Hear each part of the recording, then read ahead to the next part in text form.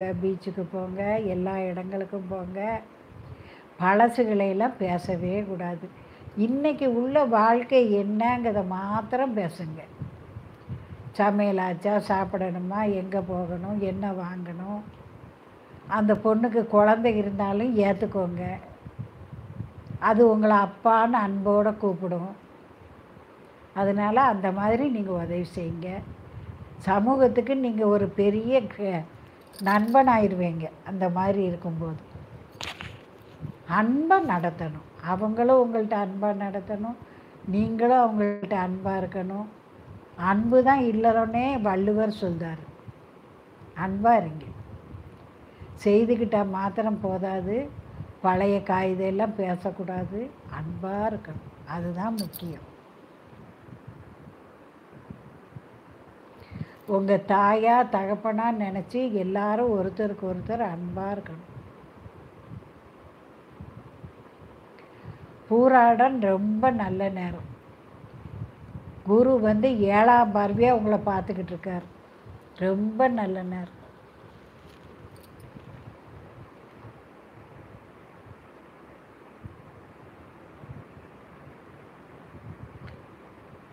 ஏம்மா மரம் வெட்டுறீங்க?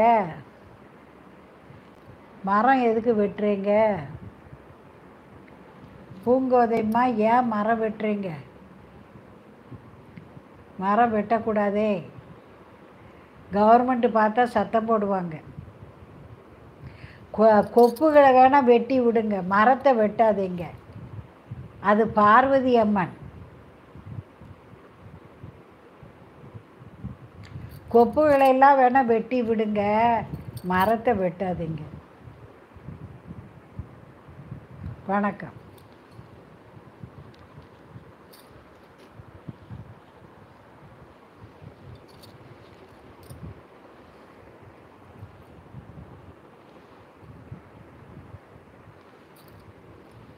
நாலு 14 14 16 20 25 5 2 7 7 சுப்பிரமணியன் சார் 7 வருது. நீங்கள் கும்பிட வேண்டிய தெய்வம் பிள்ளையார். சுப்பிரமணியன் சார் மேரேஜ் கேட்குறீங்க. உங்களுக்கு இப்போது 33 வயசாச்சு போல்.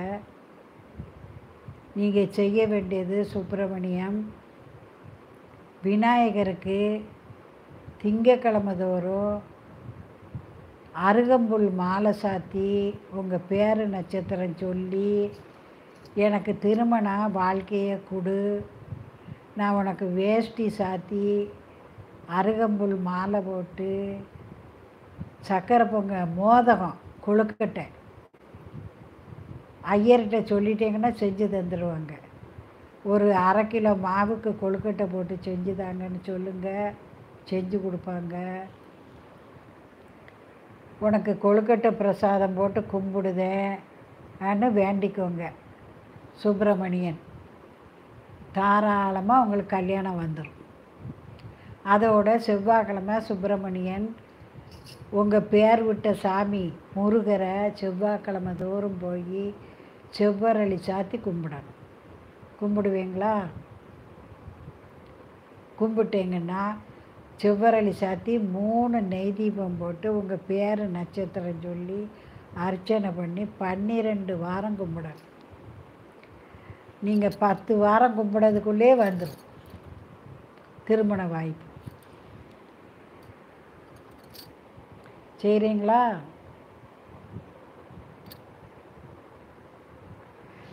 ஷோல்டர்ஸ் வலிக்குமா? பெல்ட்டு போட்டாலும் போட வேண்டி வரும். கேட்டிங்களா? நீங்கள் ஃபிசியோதெரபிஸ்ட்டை பாருங்கள். ரவி ஜான்சி ராணி ரவி ஃபிசியோதெரபிஸ்ட்டை போய் பாருங்கள். அவங்க எலும்பு எதுவும் தேஞ்சிருந்தாலும் உங்களுக்கு எக்ஸசைஸ் சொல்லி தருவாங்க. அந்த எக்ஸசைஸை நீங்கள் செஞ்சாலே போதும். மாத்திரை மருந்து கூட சாப்பிட வேண்டாம்.